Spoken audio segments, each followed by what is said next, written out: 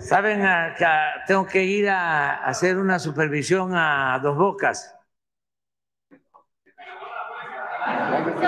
Sí, eso sí lo voy a decir. Gané la apuesta, ¿eh? Sí, gané la apuesta. No, no vayan a decir de que no sabía yo de lo que se trataba, ¿no? Lo tienen que reconocer.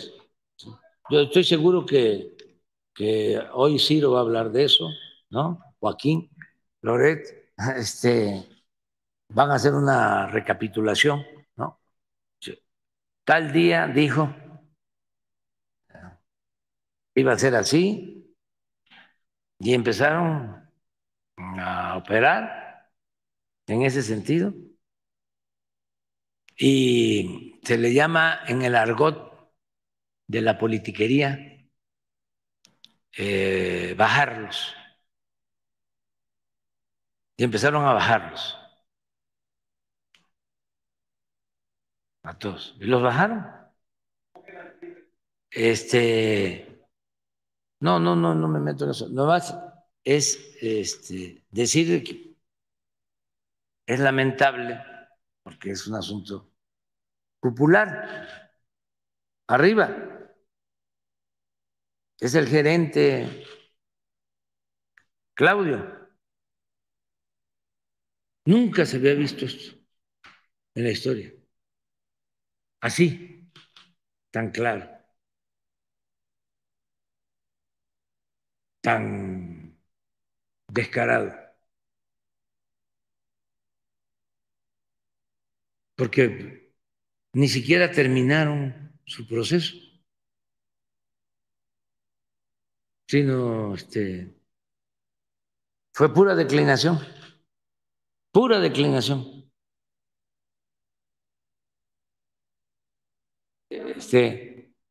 Se los dije, se los dije.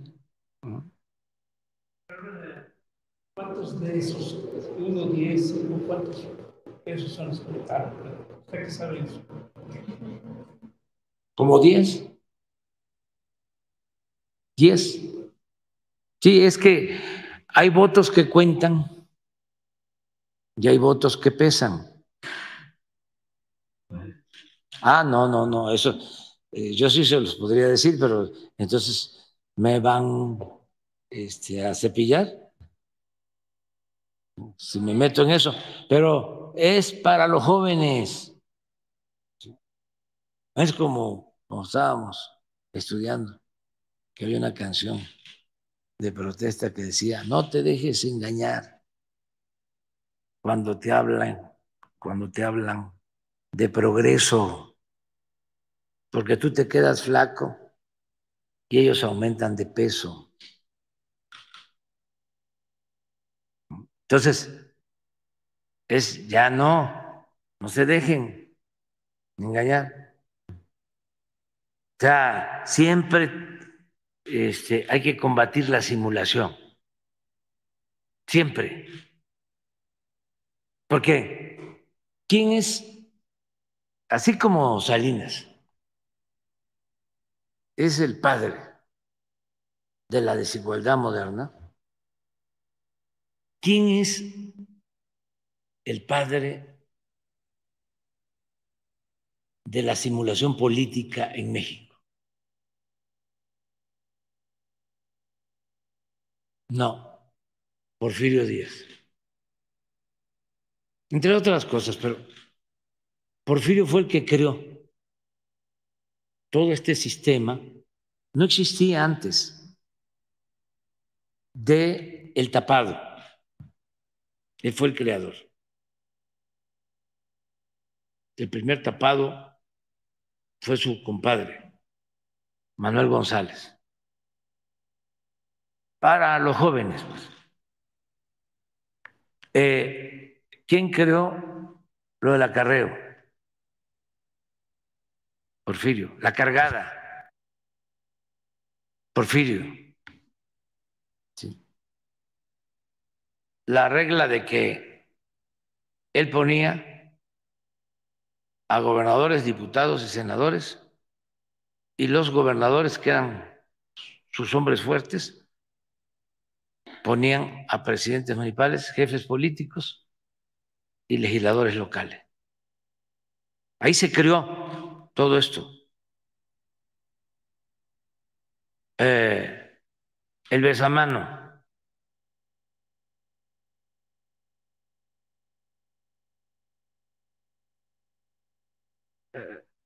Entonces, todo eso se mantuvo a pesar de la revolución. Ustedes saben que nunca se dejó de hacer una elección en la época de Porfirio Díaz. Nunca. Se respetaba la forma y se violaba el fondo, pero siempre se respetaba la forma. En el caso de la Constitución, se respetaba en la forma para violarse en el fondo. Se simulaba que había división y equilibrio entre los poderes, pero el poder de los poderes era él, era el Ejecutivo. Él mandaba las listas de los que iban a ser diputados, senadores. Se llamaban palomas mensajeras, las que llevaban la lista. Y ya se sabía de antemano quién iba a ser diputado, quién iba a ser senador. Incluso se llegaba a decir, soy diputado, soy senador, porque así lo decidió el señor presidente.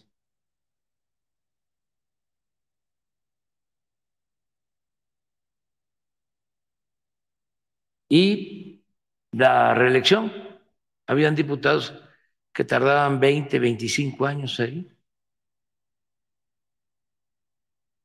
o los pasaban de la Cámara de Diputados a la Cámara de Senadores, que era más cómodo el sillón. Unos se morían ahí, se dormían y ya cuando los iban a despertar ya estaban muertos de tanto tiempo que tardaban. Entonces, eran lo mismo de antes. Entonces, algo muy parecido ahora, ¿no? Claro. Quienes deciden, pues los de arriba. Ya. Me refiero a los del bloque conservador.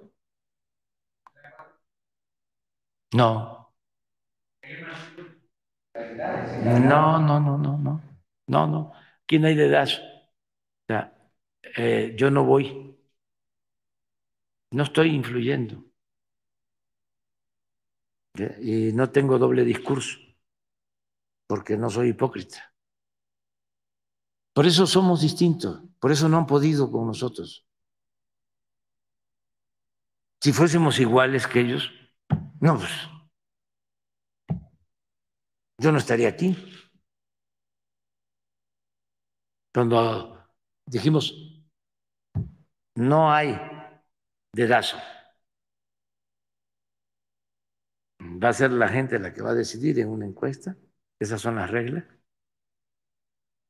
Ah, pero una señal, porque todavía hasta los más cercanos, ¿no? ¿Cómo?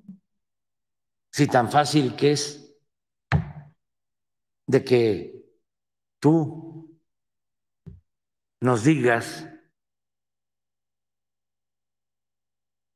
quién conviene más. No, el pueblo debe decidir. Y tenemos que acostumbrarnos a eso. Porque, ¿qué sucede cuando imponen a alguien de arriba? Pues va a estar al servicio de los de arriba, de los que impusieron al presidente. Es un empleado.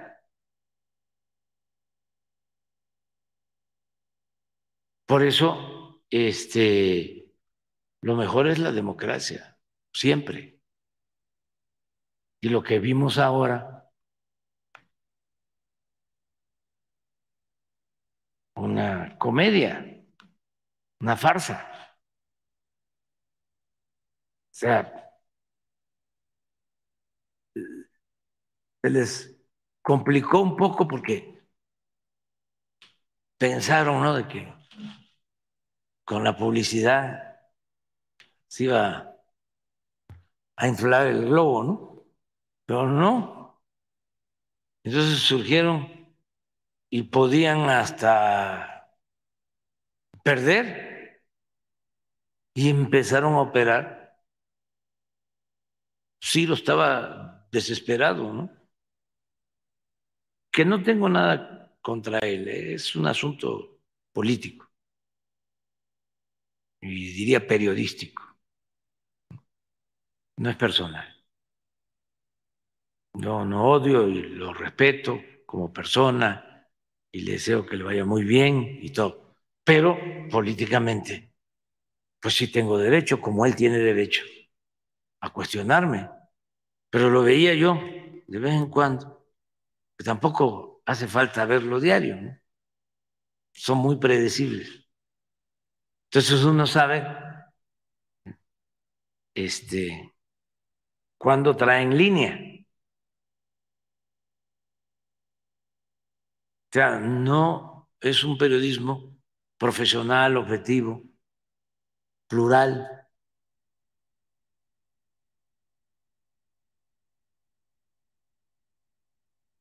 Entonces, veía yo las encuestas, ¿no? Como yo ya padecí eso una vez, eh, me toca,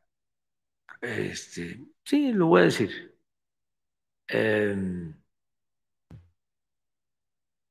participar y llegamos a un acuerdo con Marcelo para ver quién iba a ser candidato en el 2012 del bloque nuestro. Entonces, Marcelo aceptó, se portó muy bien y se echaron a andar las encuestas. Creo que 3 encuestas. Los que no me querían, pues deseaban, ¿no?, que ganara Marcelo. Muy bueno, Marcelo, muy bueno.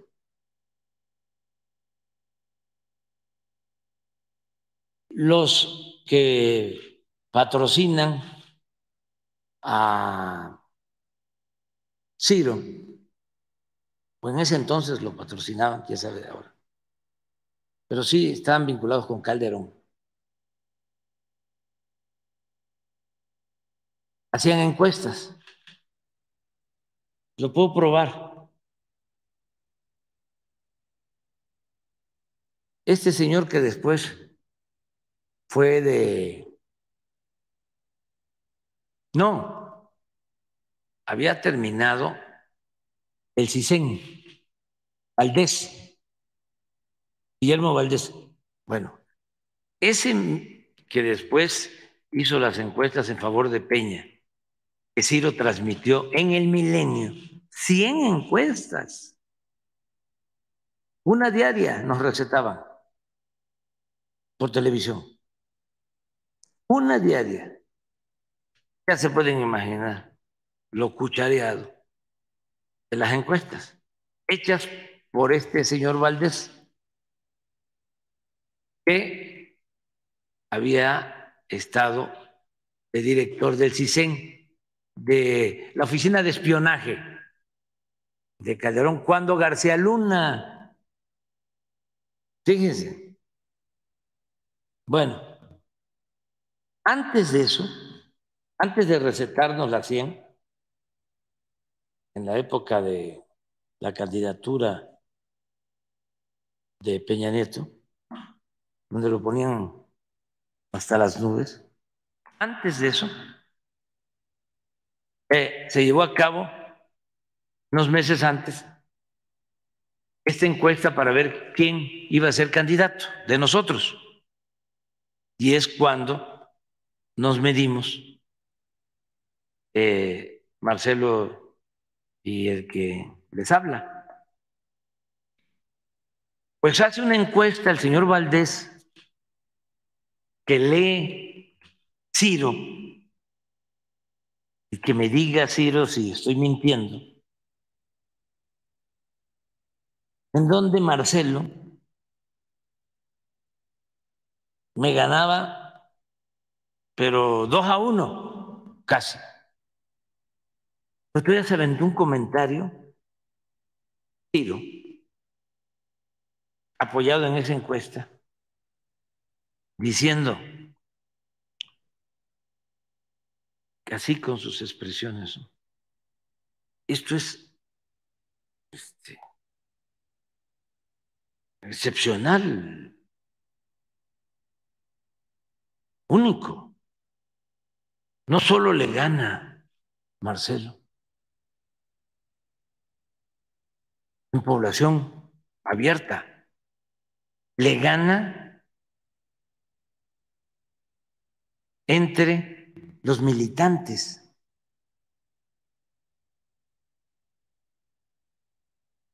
Imagínense. Pero una cosa,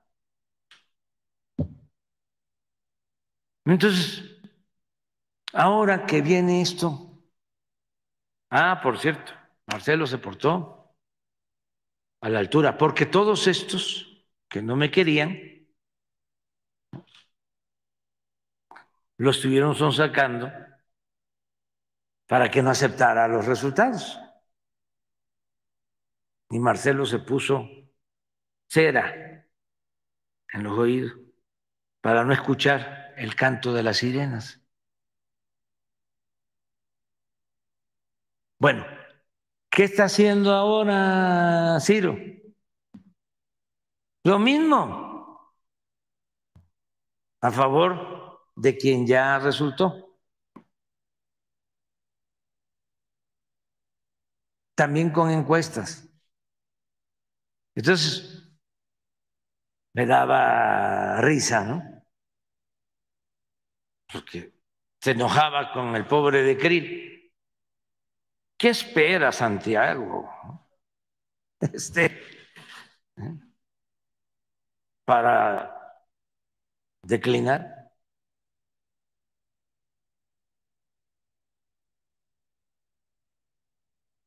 Miren lo que decía Ciro.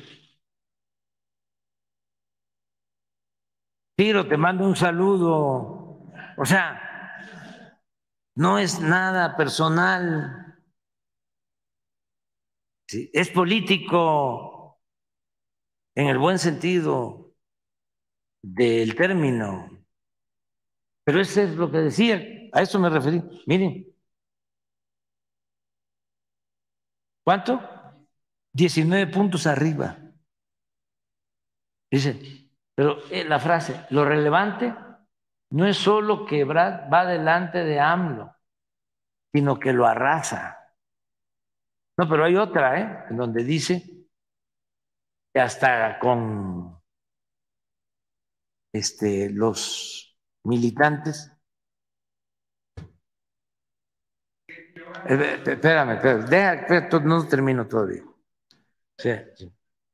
Entonces, ahora agarraba al pobre de...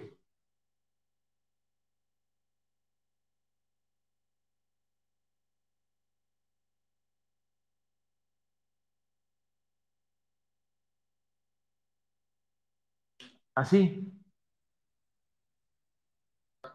sí, que los que se identificaban con la izquierda,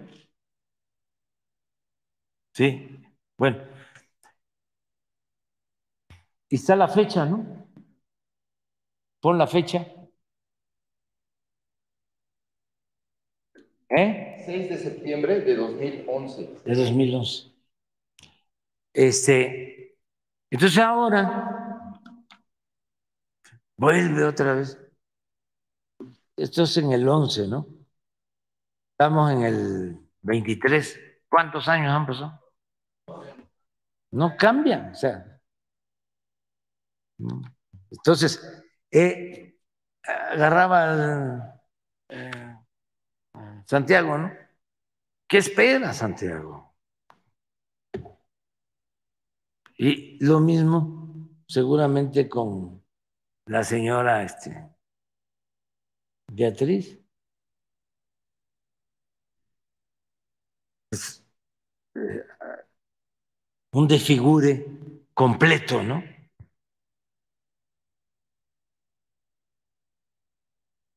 El presidente, ¿no?, del PRI diciendo, ya, ¿sí? Ni modo,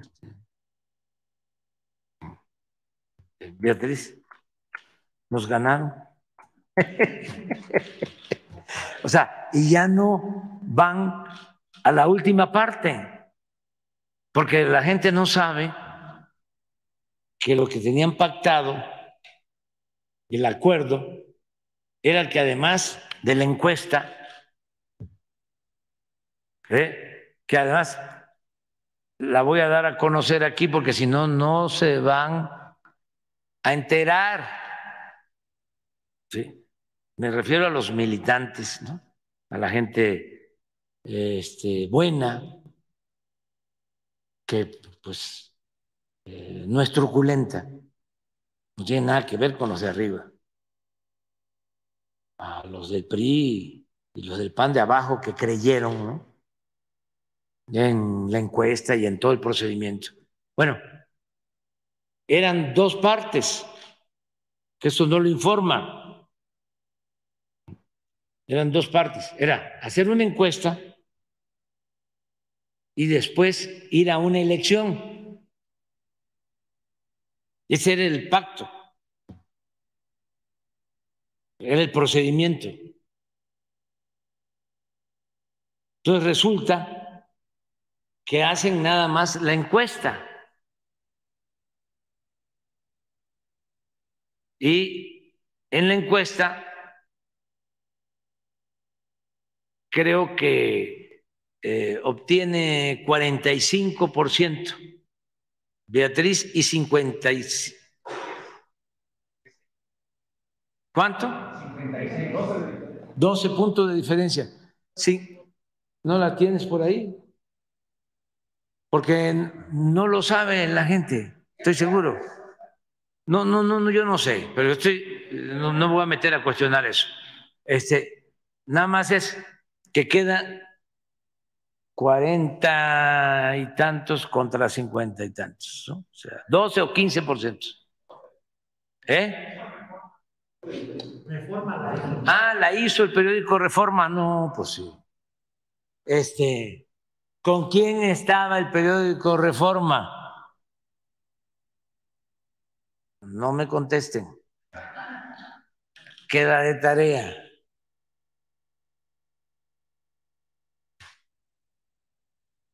$57, ¿no? Contra 42. Así queda la encuesta.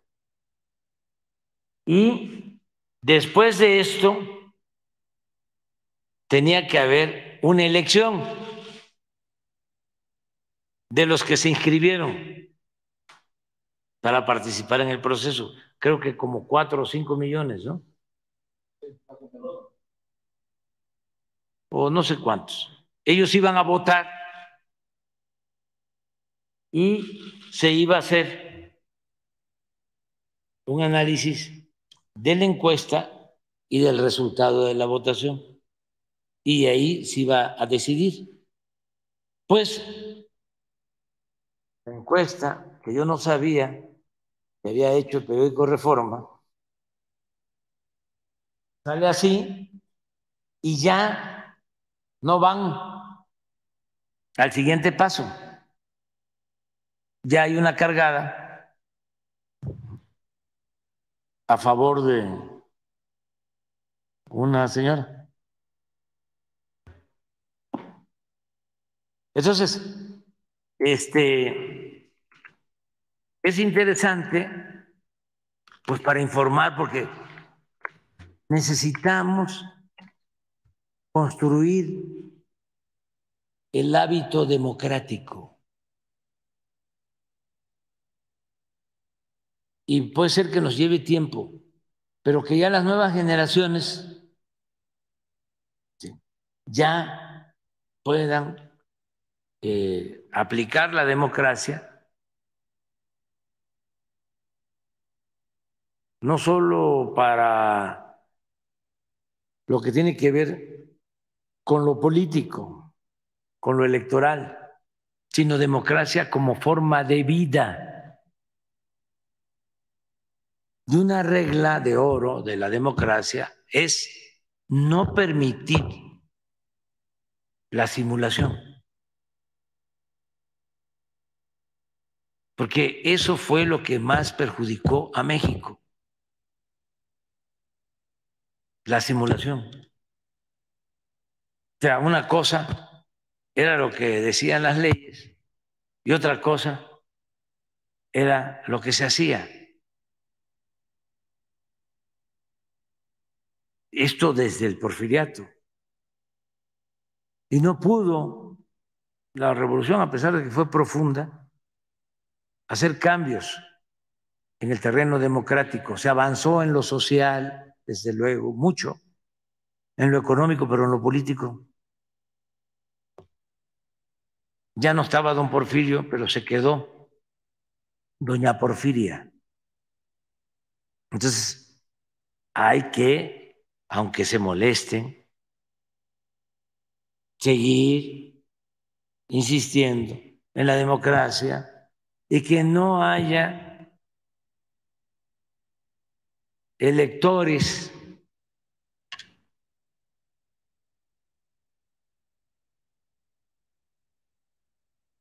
oligarcas, que no sean los de arriba los que decidan, los que impongan, que sea el pueblo, porque eso es la democracia.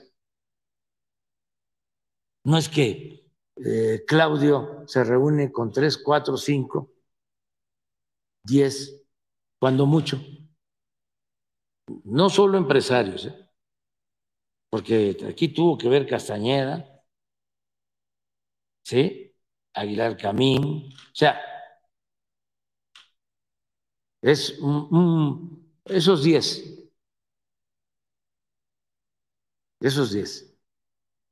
que ni siquiera son todos los empresarios, no, no, no, no, son 10.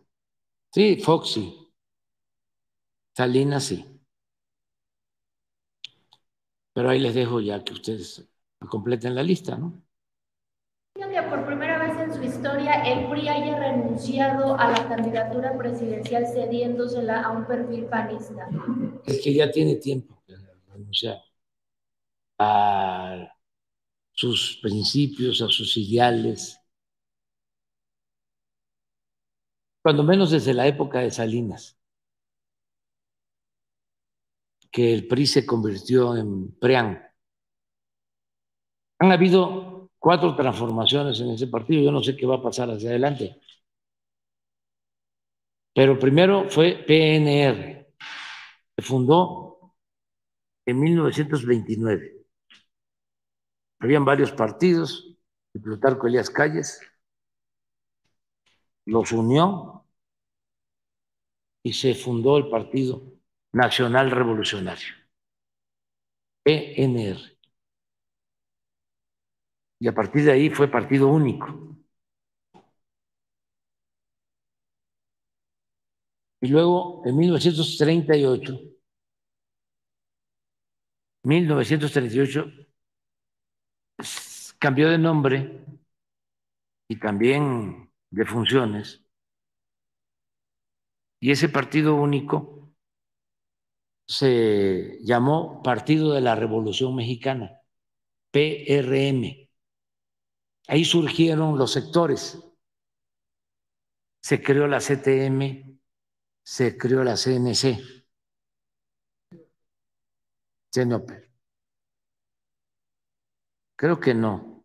La CNOP fue después. Sí, pero la CNC sí. Primero la CTM y la CNC, las dos. ¿Mande? Y había un sector militar, sí. Entonces, yo considero que fue la mejor época de ese partido. Que con esa organización obrera, con esa organización campesina, con la CTM, con la CNC, el general se apoyó para llevar a cabo la expropiación del petróleo y la política popular que aplica. Por eso, un año después, en 1939, se fundó el PAN para oponerse a la política del general Cárdenas, para oponerse a la política agraria del general Cárdenas, para oponerse a la política educativa del general Cárdenas, para oponerse a la expropiación petrolera. Para eso surge en el 39 el PAN. No participa en la primera elección, que es en el 40, pero apoyan al general Almazán porque hay una ruptura y ya había oposición a la política del general Cárdenas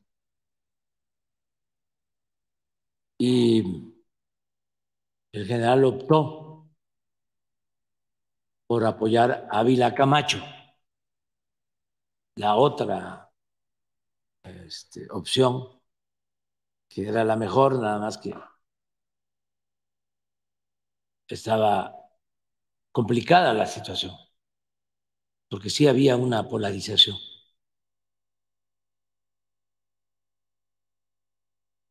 Era la del general Francisco J. Mújica, que era más recto, íntegro, honesto y muy amigo, casi maestro del general Cárdenas. Pero el general Cárdenas, con mucha responsabilidad, pensó que con el general Mújica podía haber una confrontación, una especie de guerra civil, porque la derecha estaba intolerante, muy envalentonada. No tanto era por la expropiación petrolera que nos invadieran los estadounidenses, porque en Estados Unidos gobernaba un hombre extraordinario, de los mejores presidentes de Estados Unidos, Franklin Delano Roosevelt. Eso siempre respetó la decisión del general Cárdenas de expropiar el petróleo. Entonces, pero no era por eso. Y eran fuertes las compañías petroleras extranjeras. Y sí hubo oposición. Ellos impulsaron la rebelión de Cedillo en ese entonces. Y muchas cosas más. Pero lo más delicado era la oposición de derecha, conservadora. Entonces, Ávila Camacho era más moderado, centrista, católico, y se pensó que con eso se evitaba la confrontación. De todas maneras, hubo oposición. Surgió Almazán, militar, y fue apoyado por el PAN, que no postuló candidato, y fue apoyado por la derecha. Y fue tan difícil esa elección, aún con Ávila Camacho, que hubieron enfrentamientos y hubieron muertos, muchos muertos. Pero después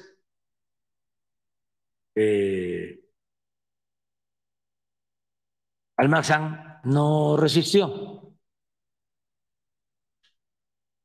no siguió, se fue al exilio, como antes se había ido al exilio también otro opositor, Vasconcelos, que salió de ahí, de su estado, del puerto de Guaymas, al exilio. Y oaxaqueño también. Entonces, eso es el Partido de la Revolución Mexicana, 38. Y luego, ya con Ávila Camacho, se va moderando la línea revolucionaria, lo que no hubiese pasado con Mújica. Ávila Camacho se entiende con el Grupo Monterrey, claro, a cambio de concesiones. Y se va corriendo el gobierno a la derecha. La revolución se va institucionalizando y de ahí viene el otro cambio en el PRI. En 1946 pasa de Partido de la Revolución Mexicana a Partido Revolucionario Institucional, PRI, desde el 46 hasta el 88, que no es formal, pero sí real. Pasa de PRI a PRIAN, porque Salinas los une. En ese trabajo de unidad para hacer el PRIAN ayudó mucho Diego Fernández de Ceballos. Todo esto para los jóvenes, pero ojalá hubiesen clases en las escuelas de ciencia social sobre la historia de los partidos políticos. Por ejemplo, no se sabe que el primer partido político después de la revolución fue el Partido Comunista, que se fundó en 1919. No se sabe que el Partido Liberal dio a conocer en 1906 uno de los mejores programas para el desarrollo de México. De primera, ese programa que todos los mexicanos deberíamos de leerlo. 1906. Lo hicieron los magonistas. Entonces, a partir del 88, PRIAN, y nosotros empezamos a denunciarlo. Son lo mismo, son lo mismo, son lo mismo. Y decían que no, y engañaron mucho a la gente. Gente buena del PRI, del PAN, de abajo, que hasta los ponían a pelear en sus municipios, en sus estados. Y arriba estaban haciendo los enjuagues, las concertaciones, así se llamaban. Sí. ¿De la masonería?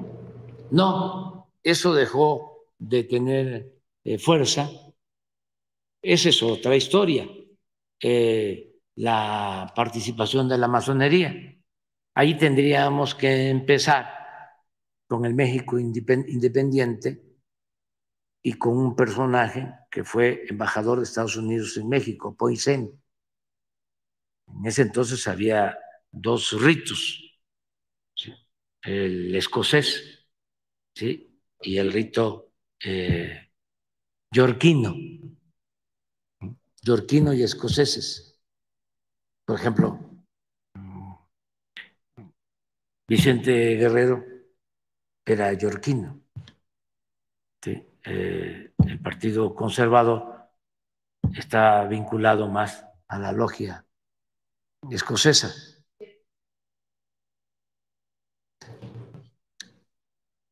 Había un rito nacional mexicano. Presidente Juárez, ya vamos a desayunar, es el mejor presidente en toda la historia de México, en toda la historia de México. Entonces, ya ahora el PRIAN, ¿no? Porque había quienes decían, no es cierto, son distintos. Imagínense, ayer a la Bastida, ¿no? Ya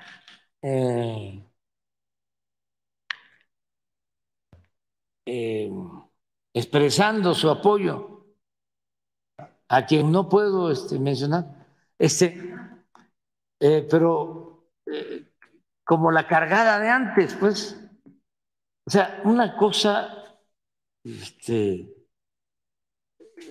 kafkiana, ¿sí? Ya la muerte del PRI que terminó por destruir Alito al PRI. ¿Usted coincide en esto? ¿Quién? Mario Delgado decía ayer que Alito había terminado de destruir al PRI. No. Pero usted coincide en que esto sería ya. No. Pero la historia continúa, o sea, continuará, o sea, y se verán otras cosas, falta todavía, pero tampoco nos podríamos callar sobre estos acontecimientos porque sí tienen que ver con la historia, muchísimo, ¿sí? Y los jóvenes sí deben de tener todos estos antecedentes. Acuérdense, a lo mejor los jóvenes no tienen fresco de que se enfrentó la Bastida, el que ayer se manifiesta a favor de el PAN, y para no hablar, ¿sí? Él era candidato del PRI y se enfrenta a Fox y se dijeron cosas feas, sí, y fuertes, sí, en el debate. Uno, Fox del PAN y la Bastida del PRI. Y ahora resulta que los dos están en lo mismo.